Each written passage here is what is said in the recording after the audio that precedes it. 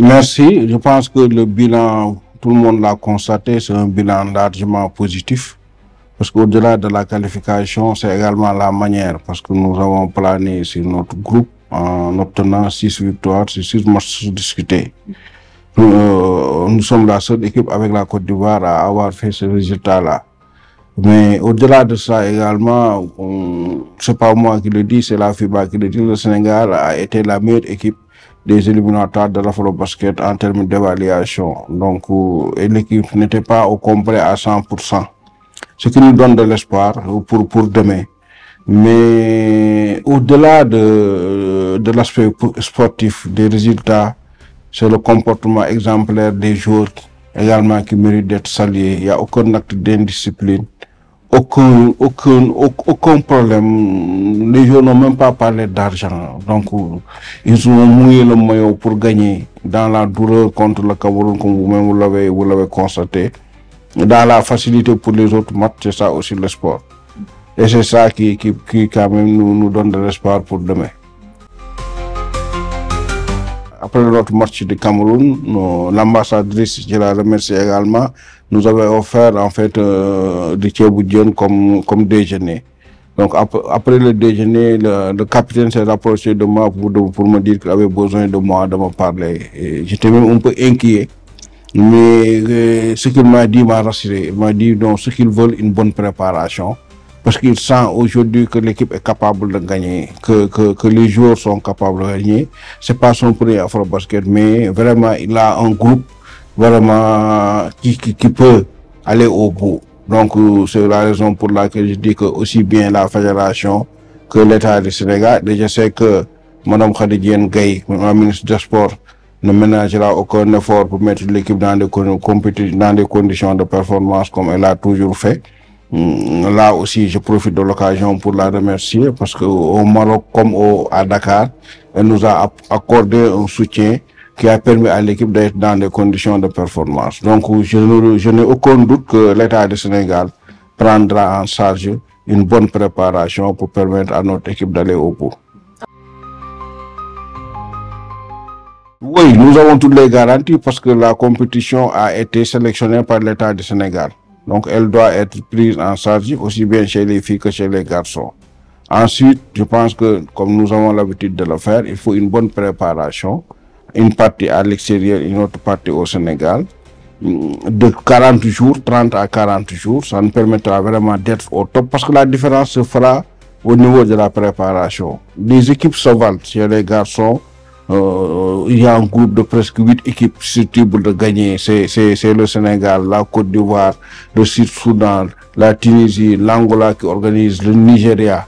Donc tout ça, vous voyez, c'est des équipes, même le Cap-Vert a une bonne équipe. Donc chez les filles également, l'entraîneur nous a transmis sa fiche de préparation. Il aimerait que l'équipe fasse la première partie du regroupement au niveau de son université de 15 jours. Avant de venir à Dakar, terminer la préparation et d'aller à Abidjan avec des matchs amicaux à Dakar. Donc là aussi, ce sera une compétition relevée. Le Nigeria avec ses Américaines, le Mozambique qui a une excellente équipe, le Mali qui a une très bonne équipe, et la Côte d'Ivoire qui organise et qui est en train de se préparer. Donc il faut une bonne préparation pour vraiment faire une excellente participation. Et je sais que, Inch'Allah, à ce niveau-là, personne n'hésitera sur les moyens, la fédération, l'État, les joueurs également, parce qu'une préparation, c'est également une volonté des joueurs de faire une bonne préparation, ainsi que les entraîneurs. Les objectifs, c'est la gagne, parce que le Sénégal, quand il participe à une compétition, c'est de gagner. Donc, chez les filles, malheureusement, on a perdu en finale.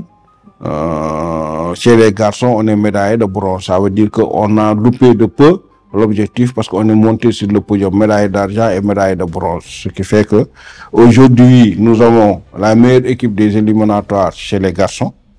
Nous avons également une belle équipe qui a fait la meilleure participation pendant les éliminatoires de la Coupe du Monde à Kigali. Le Sénégal ayant fait la meilleure participation de toutes les équipes africaines qui participaient à cette compétition, à savoir le Mozambique et le Mali. Donc aujourd'hui, on a de l'espoir aussi bien en filles qu'en garçons. Oui, chez nous, je dis, chez nous, je ne dis c'est pas de l'égoïsme, mais je dis que chez nous, en fait, le soutien de l'État au club n'était pas très important. C'est moi-même qui avais fait les démarches pour obtenir une subvention pour le club qui participe à la bourse. Voilà. Maintenant, si l'État change de stratégie pour maintenant investir l'argent dans la construction des infrastructures, et c'est ça l'objectif.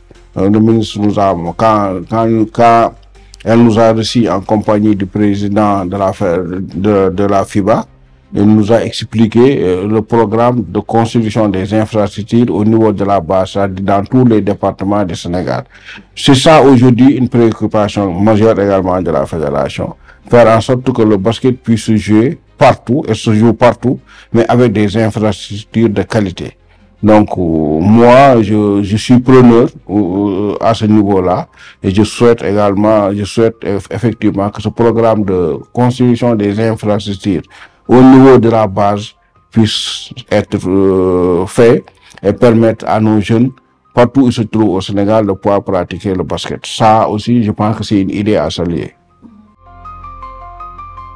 Oui, d'accord. La participation quand même de la BL, c'est quand même une participation de club avec en fait des subventions accordées par la BL.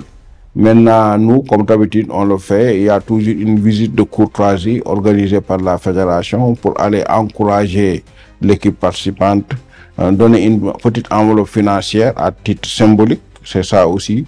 Donner également de l'eau et mettre à la disposition de l'équipe sur le désir, voilà, des éléments de la direction technique. Et Inch'Allah, le moment venu, on le fera.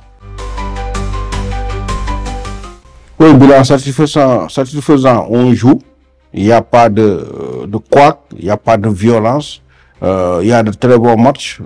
Déjà, on est au mois de mars, mais déjà, on est à la deuxième journée des phases retour. Donc, nous sommes dans le timing pour terminer au mois de juin, afin de permettre à nos équipes nationales de pouvoir se préparer à tête reposée. Maintenant, si on arrive à terminer les phases retour avant la compétition de la bourse prévue à Dakar, je pense vers le 26 avril. Donc, ou bien même si on peut jouer les Final 8 avant le 26 avril et jouer maintenant les Final 4 après la BR de Dakar, ce serait une excellente chose. Donc, mais dans l'ensemble, pour cette année, il n'y a pas de retard. Et ça, c'est important.